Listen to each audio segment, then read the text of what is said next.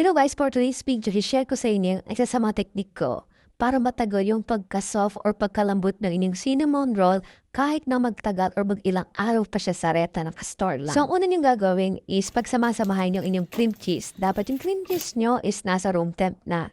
Ilagay niyo yung sugar, all-purpose cream at saka yung ibap milk. Yung malalaking latte yung gamit ko. Then sa sugar naman, sa inyo na ginamitan ko siya ng half cup ng white sugar yung gamit ko. Mix nyo lang siyang mabuti at hindi matunaw yung sa ating sugar. So, gantong consistency yung hinahanap natin. Agad-agad yun na siyang ibuhos dun sa ibabaw ng ating cinnamon roll. Baling ating cinnamon roll, nakapag-rest na to, kaya hindi na siya ganon ka-init. Ginagawa natin to para ma-absorb agad ng ating cinnamon roll yung ating mixture. Sa so, paraan, mas magiging malambot siya. Tatago siya hanggang ilan. Yung natira nating mixture, this time, lalagyan natin siya ng pinabloom na gelatin.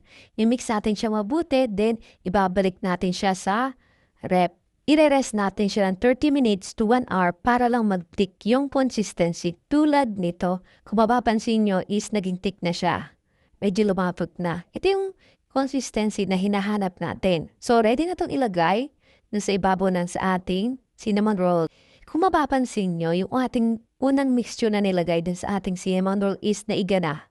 Nakikita nyo sa video, diba? Kasi na-absorb na siya nung sa ating cinnamon roll. Yun talaga yung na-aim natin. Ma-absorb siya nung sa ating cinnamon roll para lumambot yung ating cinnamon roll. So, itong second mixture naman is ilalagay natin lahat sa ibabaw. Para ito na talaga maging frosting tulad ng nakikita nyo sa video. So, nilagyan ko naman siya ng ground chocolate almonds saka chocolate chips para sa additional texture at flavor na rin itong ating cinnamon roll. So hanggang dito na po yung ating video. Hope may natutunan po kayo. Kung nagustuhan niyo po yung ating video, paki-like and share naman po. Maraming salamat sa panonood.